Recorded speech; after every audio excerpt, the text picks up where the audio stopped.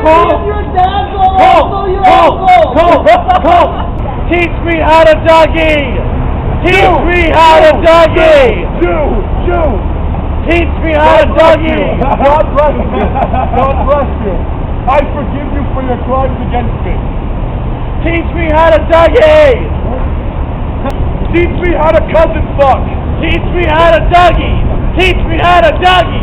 Show us your cousin. Show us your cousin. Show us your cousin. Show us your cousin. I'm hungry. I'm hungry. I'm hungry. I'm hungry. How come all your brothers and uncles are cousins?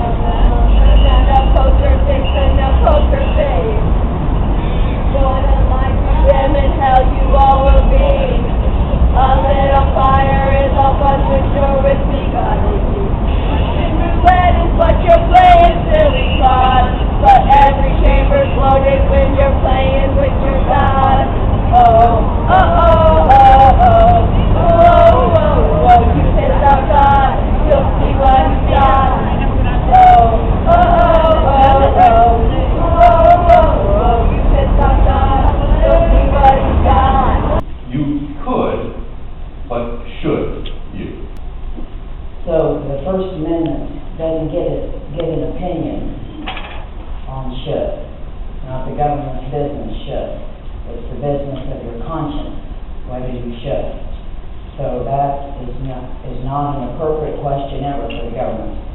For 20 years, every day, literally every day, Westboro Baptist members have been on the streets of this nation.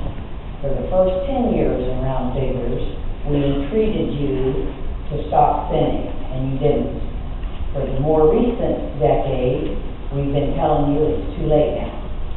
When you've crossed the line with God, destruction is imminent, and this nation is doomed, and if there's anyone amongst you who fears for your soul, come out from among us. You, of course, know that after 9/11, this nation went to war, and it's now the longest war this nation has ever had. And to put it in some colloquial language, you're getting your asses handed to you on those battlefields. Forget about what was going on inside of a funeral or what was going on at a cemetery in a burial. What was going on out on the public sidewalk is what we were focusing on. And the event that led to the lawsuit was typical of what was going on. We showed up.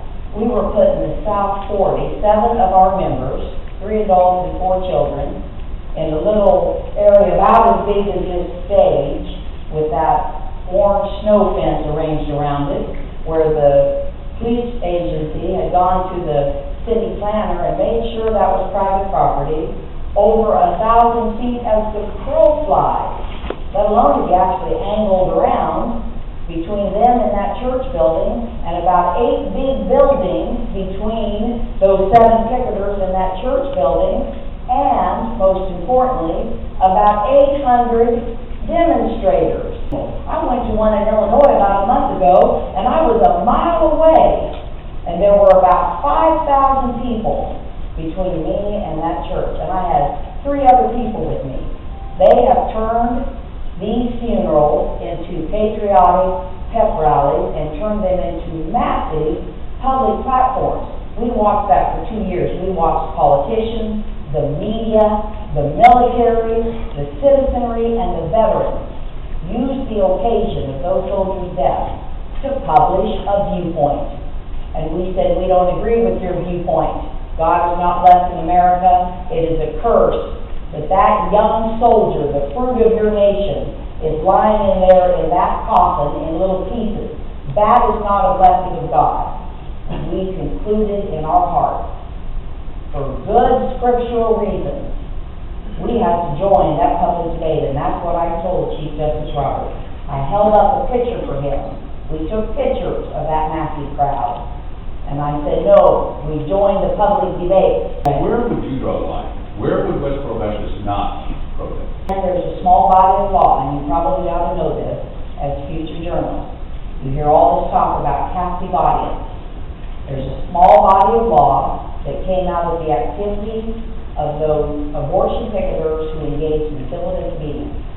And what they would do, literally, is get right up on the person, right here, and try to physically stop them, lay their bodies in the ground, in front of the doors and in the driveways, and so on and so forth. Now, they believe that was necessary to keep little babies from being killed. But whatever, they broke the law, and they did it knowingly, and that led to the doctrine of captive audience being applied out on the public sidewalk. And as I told the SCOTUS, that doctrine is narrow, and it applies to situations, two attributes you should look for, and we will never do this. Up in your grill, and making it impossible for you to avert your eyes. You don't like some words you're seeing or hearing, reach over and click the computer closed, turn off the radio, turn off the TV, or turn your head away from those eyes. That's the doctrine of avert your eyes. If you put yourself so close to somebody that they cannot avert their eyes, you have gone too far. And of course, we don't do anything remotely resembling that. People often ask me why, and I say, well, why does the military do it? Why does the media do it? Why do the veterans do it? Why do the citizens do it? I didn't pick that for them, but having said that, there is an important point here, because if you restrict speech, you have to provide an ample alternative. You put a reasonable content neutral limit on time, place, and manner, you have to provide an ample alternative. And of course, people try to say, well, you can go write a letter to the editor, or you can pick it and speak. And no. The law of ample alternative is you get that message to that audience at that time. If you believe, like we believe, that when Ezekiel 33 says, when God brings the sword, that means he's kicking your backside. If you don't go and say to the people at that hour, stop sinning, and they die in their sin, their blood is on your hands. Ladies and gentlemen, we are not going to have the blood of this nation on our hands.